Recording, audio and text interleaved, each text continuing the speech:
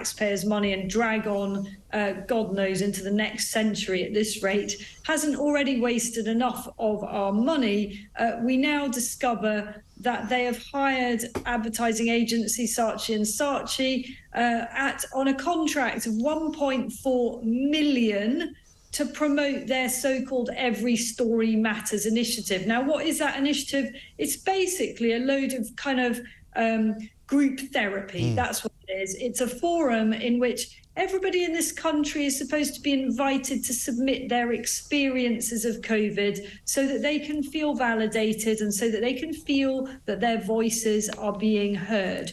Bad enough that they're really bothering with this Every Story Matters thing. Never mind getting an advertising agency on a 7-figure sum to promote it. Because what story matters in the COVID inquiry is how it was that the government so catastrophically messed up the handling of COVID. That's the only story that matters. What happened, what went right, what went wrong, and how are we going to do it better next time? That's the only story that matters. Exactly right. But unfortunately, all we're hearing now this week is that there's going to be another pandemic. They've already started the jungle drums beating, that we should be prepared for another pandemic.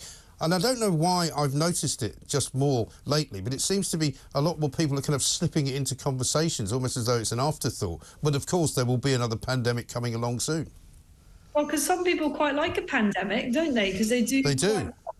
I mean, in fact, an awful lot of people, not just some people, an awful lot of people have done quite well out of the pandemic in so many different ways, whether it's raking it in, exploiting the misery of the pandemic to make multi-million-pound fortunes by selling substandard PPE, or whether it's the pharmaceutical industry. I mean, the vested interests in pushing for another pandemic are quite colossal, really. The other thing I've noticed, and I don't know whether you've seen this, is an increase in the number of people wearing masks. Yeah.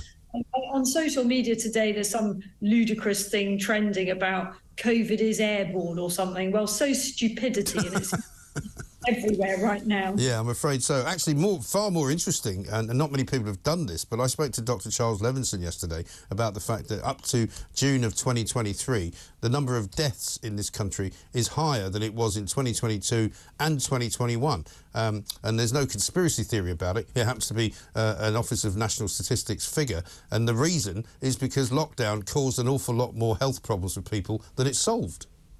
Of course it did. I mean, who on earth would have thought that locking the entire nation in their homes, where they were having, in many cases, a wretched time, not enough exercise, and a completely weird, unnatural life, might possibly have some health repercussions? Who would have thought that? I don't know.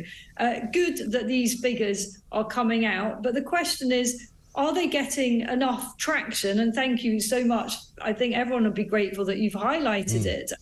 And all the people that are campaigning to promote more awareness of those excess death figures. But are the people who matter listening to this? Are they making the link in their minds between their own screw up with lockdowns and it not being a great idea to do that again? I don't know. I hope so. Yeah, you'd like to think so, but tragically, I suppose, if the time comes, we'll find out, sadly, that we're probably mistaken. Let me just bring one other thing to your attention. I don't know whether you've seen this story about sex offenders removing themselves from a sex offenders register. I wasn't aware that they could do it, but apparently you've got the right to apply for a review if you've been on the sex offenders register for 15 years.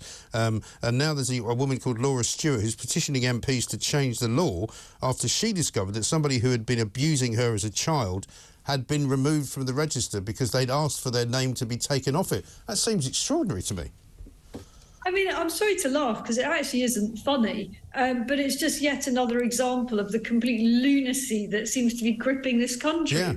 The whole point of the sex offenders register is that we all have a chance, if we're so inclined, to see if there's somebody dangerous in our midst or perhaps that we're linked to. Right. The idea that you can apply to say, actually, I don't think I much want to still be on there. Right. I